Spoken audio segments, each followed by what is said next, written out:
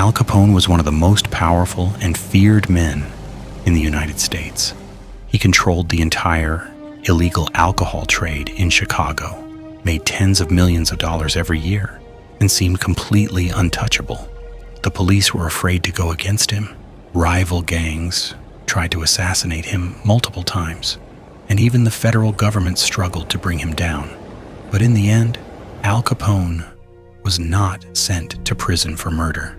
He was not convicted for racketeering or for running one of the biggest criminal empires in America. He went to prison because of something much simpler: taxes. Today I want to tell you the full story of how the Internal Revenue Service, the tax agency of the United States, managed to do what the police, the FBI, and all his enemies couldn't do for many years. In the 1920s, America was living under prohibition. Selling and drinking alcohol was illegal across the entire country. But of course, people still wanted to drink. This created a huge black market, and many criminals rushed to take advantage of it. One of them was a young and ambitious man from Chicago named Al Capone. Capone quickly understood that illegal alcohol could make him extremely rich. He started small but moved up fast. He was smart, ruthless, and very good at organizing people.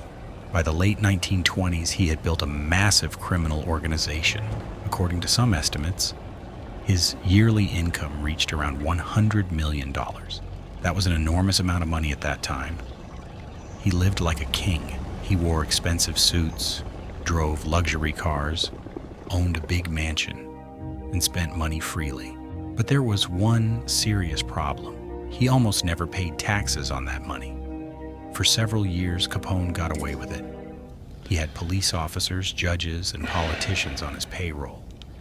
Many of them were either taking bribes or were simply too scared to act against him. As long as he kept paying them, they protected him. But everything started to change after 1929.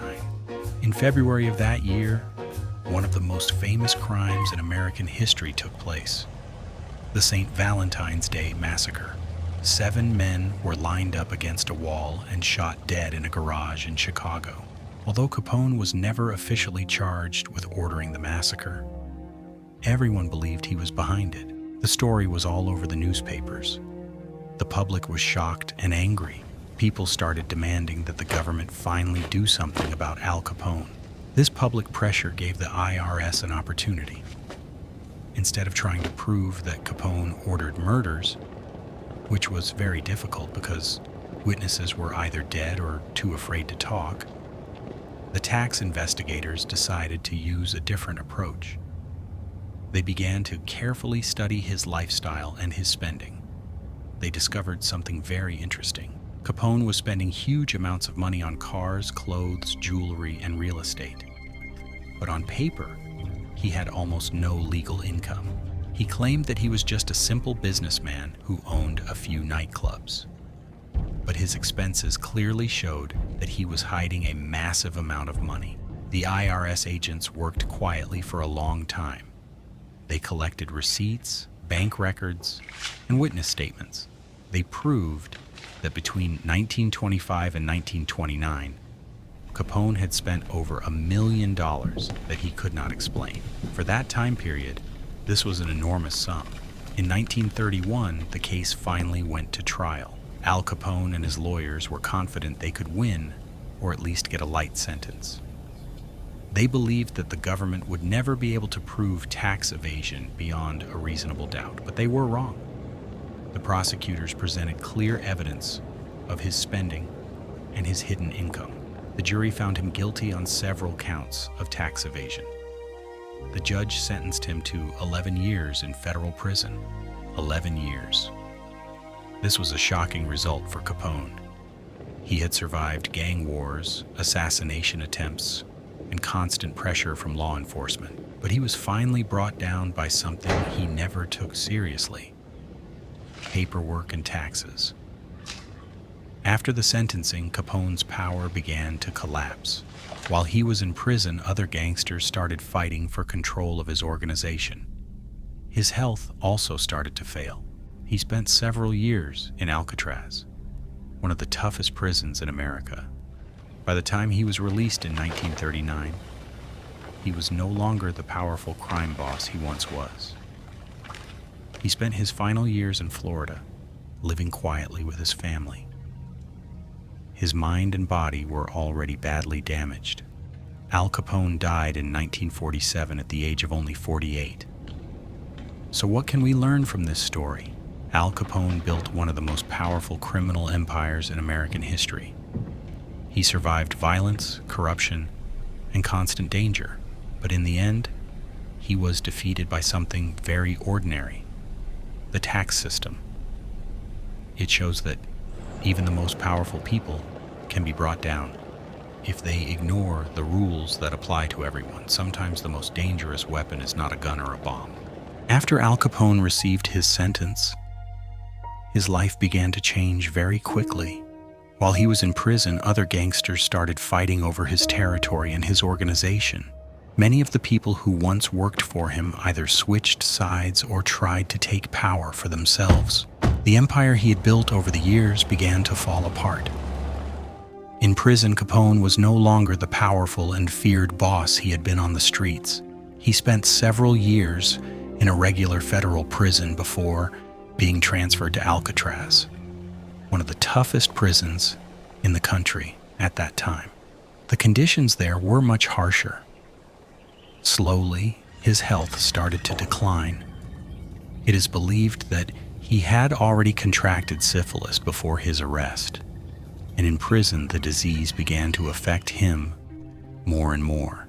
He became forgetful, irritable, and was no longer able to control what was happening outside. In 1939, he was released early due to his poor health. By that time, he was no longer the same man who once ruled Chicago. He returned to Florida, where he owned a large mansion. He spent the last years of his life there, living quietly with his family.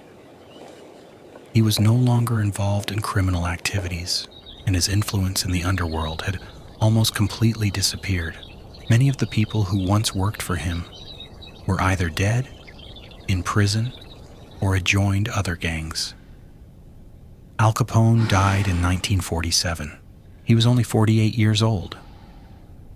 By that time, he had long ceased to be the powerful crime boss everyone once feared. His organization had fallen apart, and his name remained in history mostly because of newspapers and Hollywood movies. It is interesting that many people still think of Capone as one of the most powerful gangsters in American history. But in reality, his time at the top was not very long.